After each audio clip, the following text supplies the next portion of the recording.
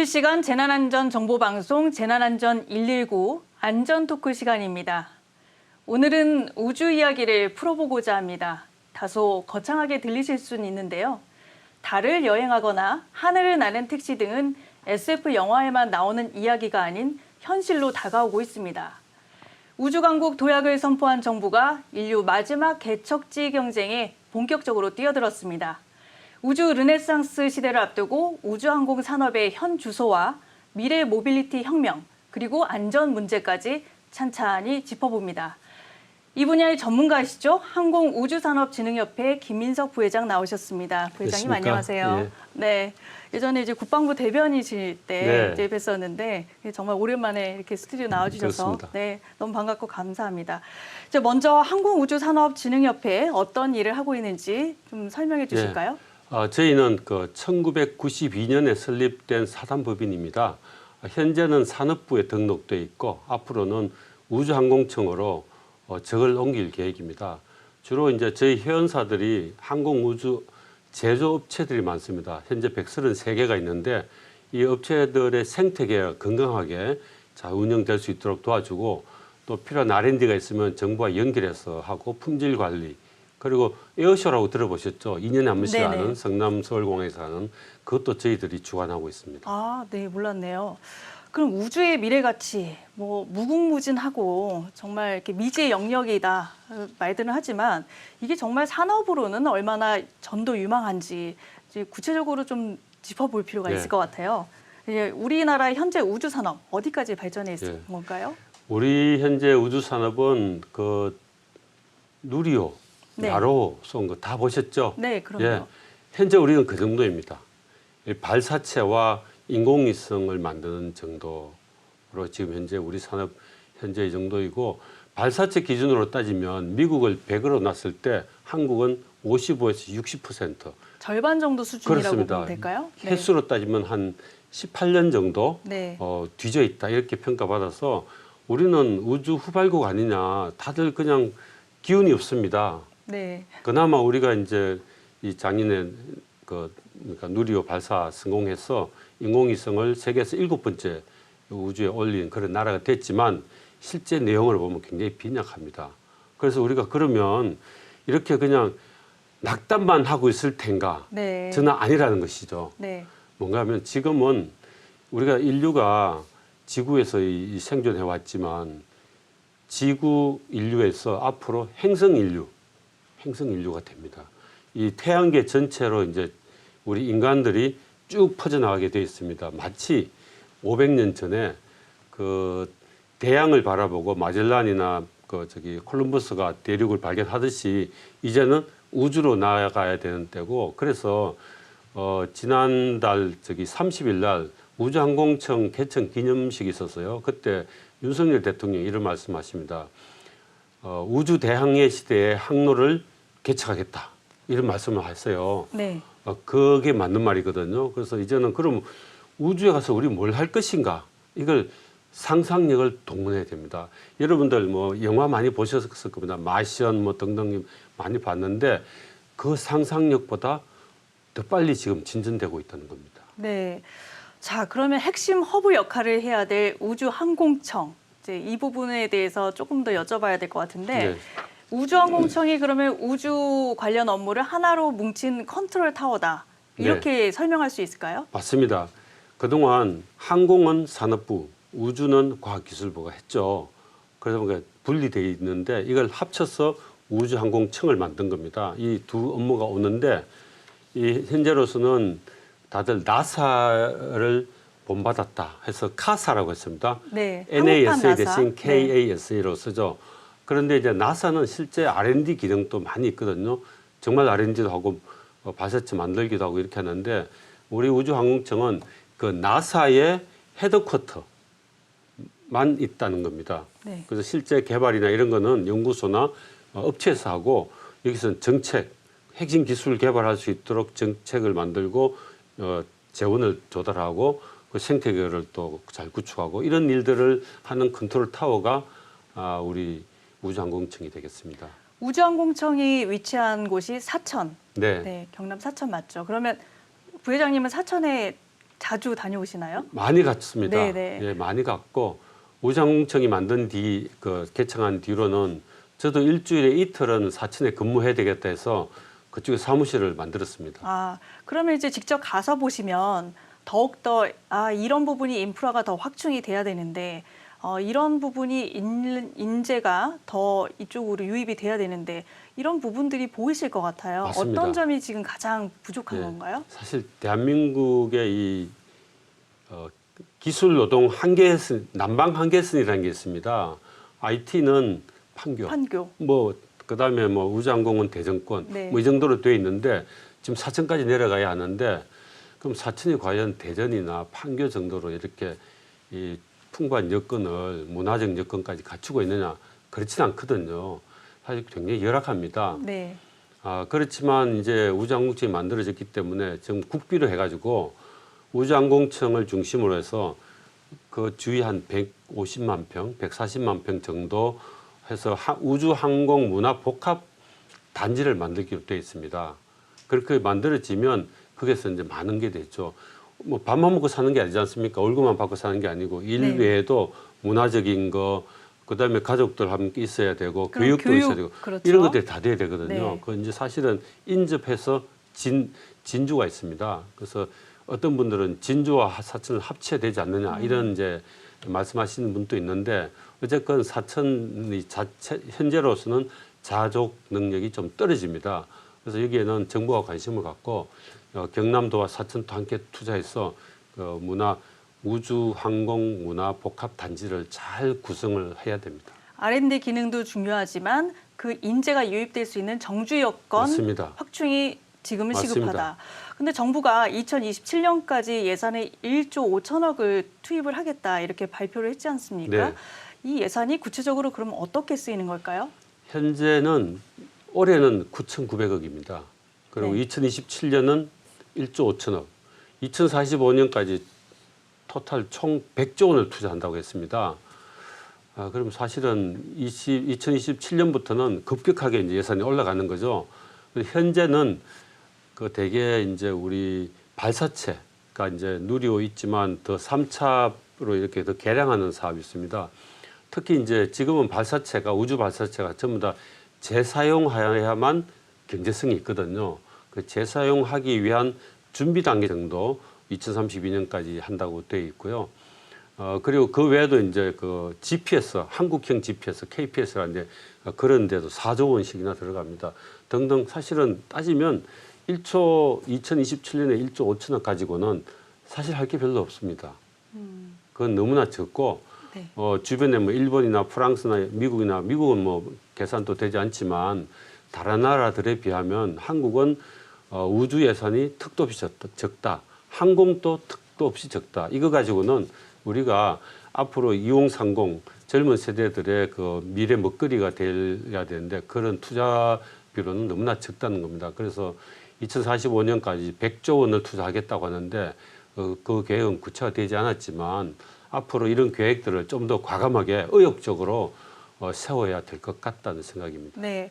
부회장님이 아까 전에 미국과 우리나라의 격차를 비교할 때 18년 정도 뒤져 있다고 말씀하셨잖아요. 네. 우리 정부가 세운 목표는 2031년에 달 탐사, 2045년에 화성 탐사 이렇게 네. 제시를 했거든요. 네. 어떻게 보면 후발주자인데 이게 그 혁신적이냐 이런 네. 생각이 들거든요. 맞습니다. 그러면 이걸 어떻게 젠걸음으로 우리가 미국의 기술력을 따라갈 수 있는지 그런 방안이 있을까요?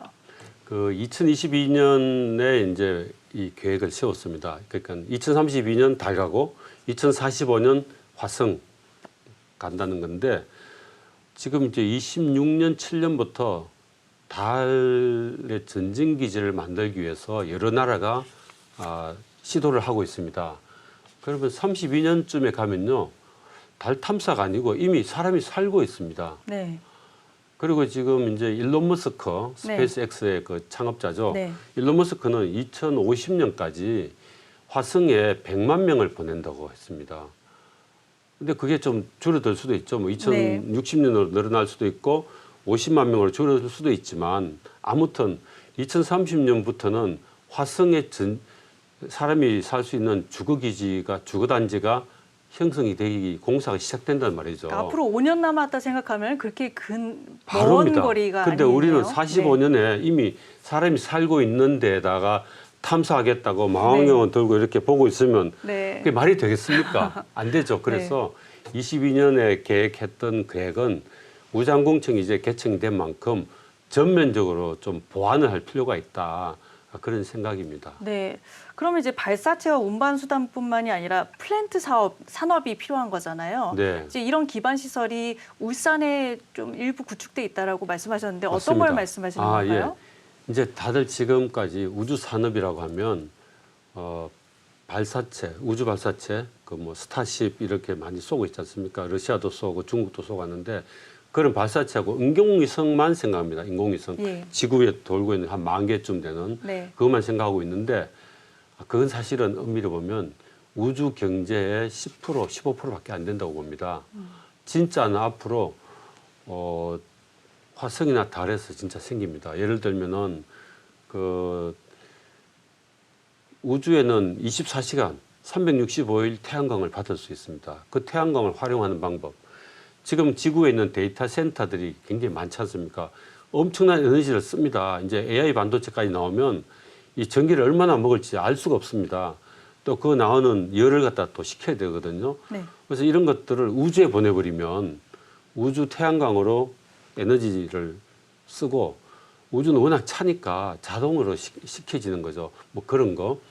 그다음에 이제 그 소행성 이런 데 가면은 소행성 중에 그 전체가 철광석으로 되어 있는 것도 있다고 합니다. 그리고 달 같은 데 가면은 이 달에 가면은 헬륨3라는 게 있어요. 네. 이런 것들이 있는데 이게 한 100만 톤, 200만 톤 있다고 합니다. 1g이면 헬륨3 1g이면 그 석탄 40톤의 에너지를 낸답니다. 그래서 이런 것들을 하기 위해서 결국은 전진 기지가 있고 주거 단지가 필요합니다.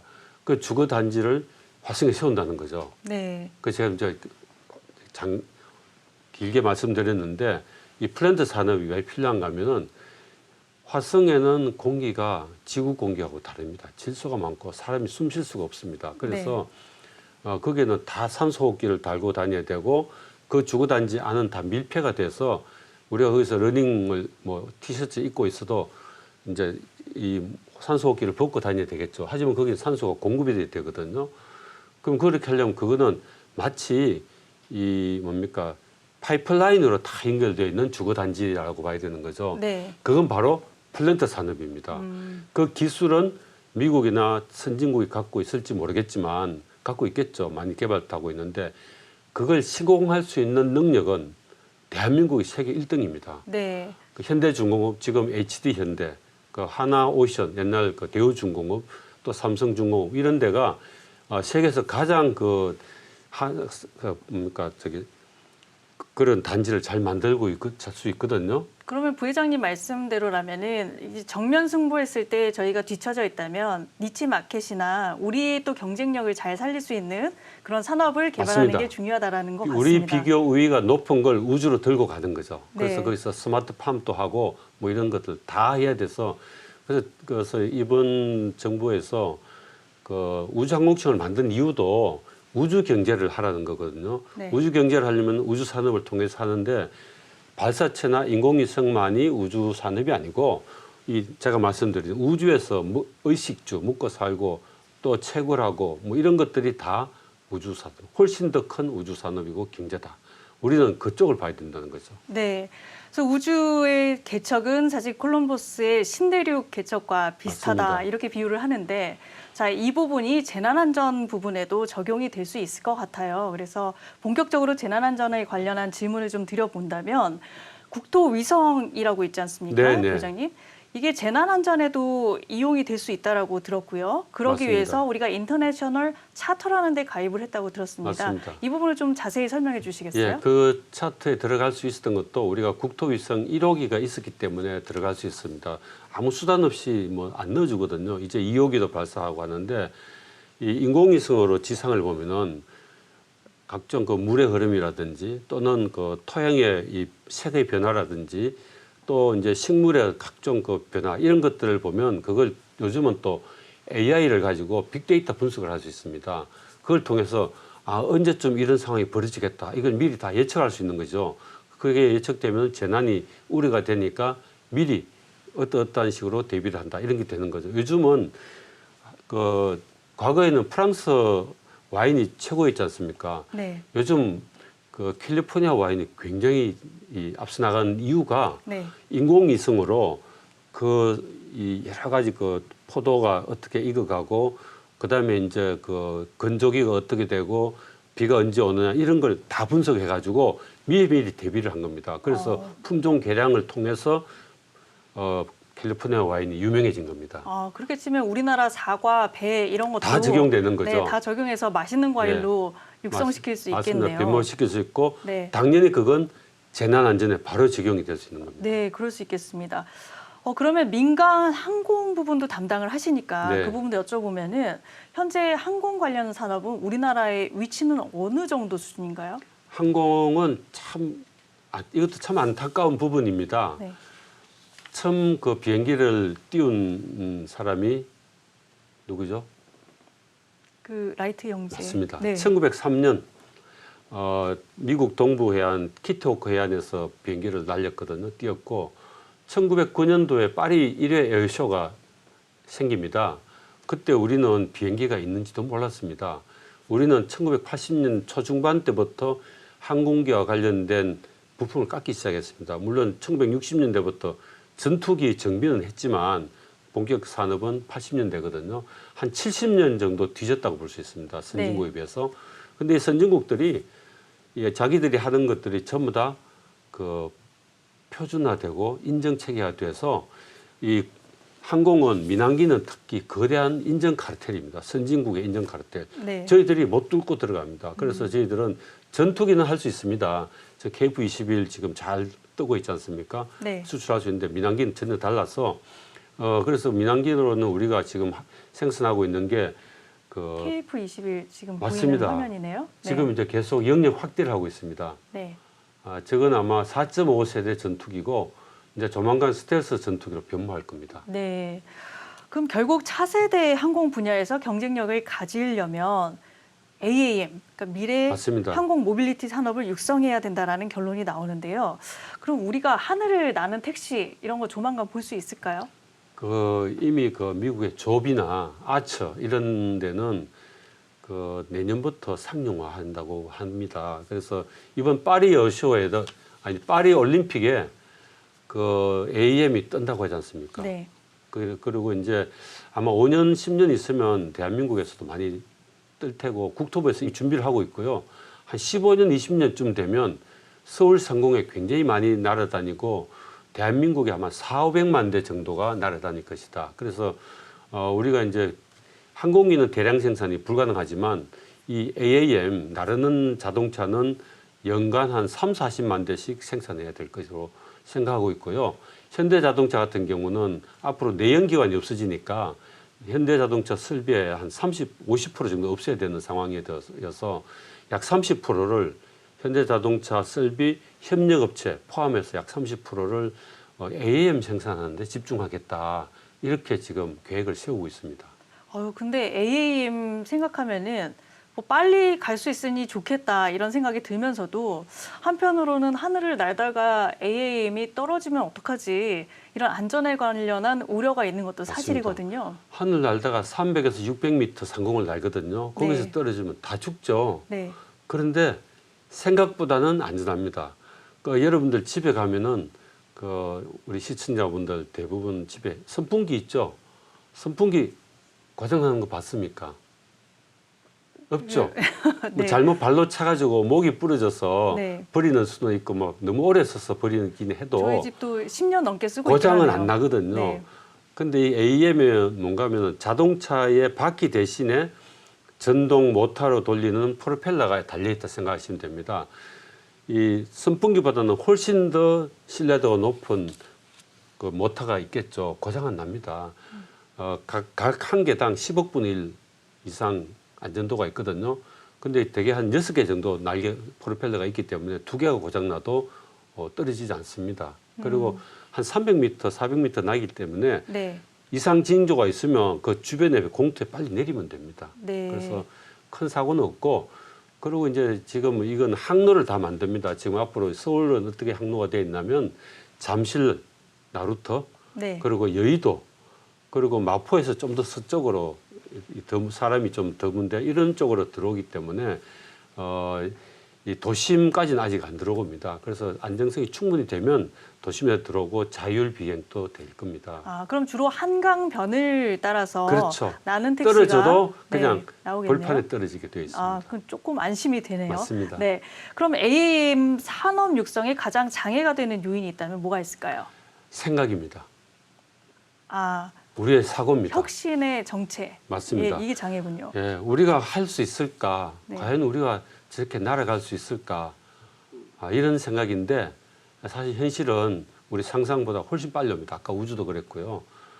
그래서 우리 생각을 바꾸고 과감하게 투자를 해야 되고 그렇게 하려면 정부가 먼저 여기에 투자를 해야 되고 거기에 제일 중요한 게 인증 체계를 같이 만들어야 됩니다. 아까 민항기는 거대한 선진국의 상공 선진국의 인증 체계 때문에 우리가 못 들어간다고 했지 않습니까? 네. 이 AM은 아직 그 인증 체계가 만들어져 있지 않습니다. 그래서 우리도 빨리 실증 인증 체계를 위한 시제기를 만들어야 됩니다. 실증기를 만들어서 우리가 실험을 해야 그걸 가지고 인증 체계를 만들거든요. 그게 구축이 되면 이 미국이나 유럽이랑 같이 공유가 되는 거죠. 그럼 우리도 같이 시장에 함께 들어갈 수 있습니다. 한국에서 만든 걸 미국에서 팔 수 있고 유럽에서 날 수 있고 이렇게 됩니다. 네. 국내에도 이런 AAM을 연구하는 기업들이 있는데 이 기업들이 독자 기술 개발보다는 해외 기업과 뭐 유치를 한다거나 아니면 해외 협력에 더 집중한다라는 얘기도 나오던데요. 맞습니다. 그게 네. 아까 말씀하신 이 생각의 장애 때문에 네. 우리가 열심히 하지 않아서 국내 정부가 안 하고 연구소 기관도 안 하니까 할 수 없이 현대 같은 경우는 미국에 수프날이라는 그 법인을 만들어 가지고 워싱턴에 있는데 만들어서 거기서 미국 기술로 미국 인증 체계로 미국 기술자 미국 노동자로 생산을 하겠다는 거거든요. 그래서 그렇지만 그게 국내에 들어올 수가 없습니다. 국내에 들어오려면 국내 인증을 받아야 되거든요. 근데 우리가 인증 체계가 없으니 못 들어오죠. 국내 생산도 안 됩니다. 그래서 이런 것들을 하려면 빨리 우리가 준비를 더 가속화해야 되겠다. 네. 하늘 나는 택시를 보면은 주로 사람이 직접 운전하기보다는 자율주행이 많을 텐데요. 맞습니다. 우리 정부가 2030년까지 자율주행 인프라를 구축하겠다 이렇게 얘기를 했거든요. 이 사업의 핵심은 뭔가요? 그거는 이제 지금 이 상암동에 지금 자율주행 차들 많이 다니고 있죠. 네. 여기 주 시험 지역이거든요. 네. 그걸 갖다가 이제 확대하는 거죠. 이제 실제 자율주행해서 공급도 하고 그다음에 자율해서 뭐 배달도 하는 이런 것도 하고 그다음에 이제 현재 국토부는 UAM이라 합니다. Urban Air Mobility, 도심 항공이라 미래 항공이라는데 요즘은 어드밴스드해서 AAM으로 다 통일됐습니다. 하지만 아직도 우리 UAM 국토부에서 쓰고 있는데 UAM 그랜드 챌린지라고 하고 있는 그걸 통해서 UAM이 이제 잘 다닐 수 있도록 확대를 하겠다는 겁니다. 그렇지만 결국은 이제 자율주행보다는 자율비행이 더 수월할 수 있습니다. 네. 왜냐하면 공중에는 일단 보행자가 없죠. 전봇대도 없죠.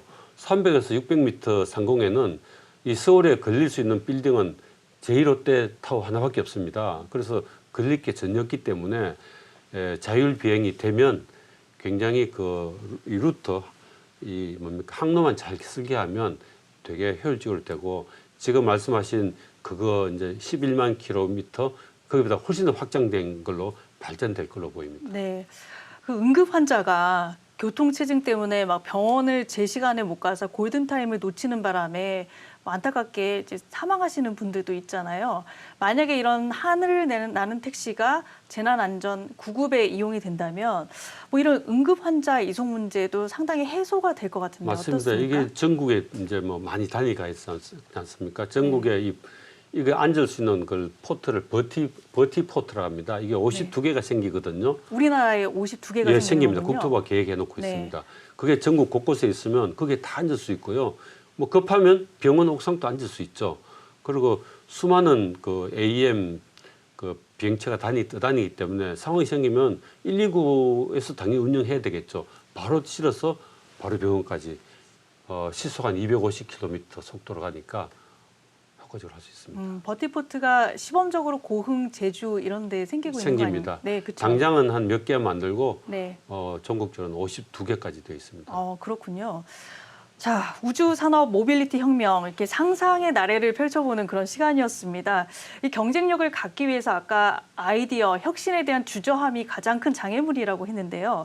그럼 민간 차원에서 그리고 또 협회 차원에서 앞으로 가장 시급한 문제, 그리고 앞으로 해나갈 할 일이 있다면 짧게 멘트 부탁드립니다. 예, 저는 이 성공하는데 세 가지 조건이 있다고 합니다. 세 가지 조건이 필요한데 첫째는 상상력, 창의력, 그다음에 용기 이 세 개가 필요하고요. 이것을 정부가 잘 연결고리를 맺어서 생각하지 못하고 있는 기업들을 이런 캐터고리에 넣어가지고 같이 묶으면 보석이 된다는 겁니다. 네, 상상의 씨앗을 여러 곳에 뿌려주시길 바랍니다. 여기까지 듣도록 하겠습니다. 지금까지 김민석 항공우주산업진흥협회 부회장님이셨습니다. 오늘 나와주셔서 감사합니다. 고맙습니다.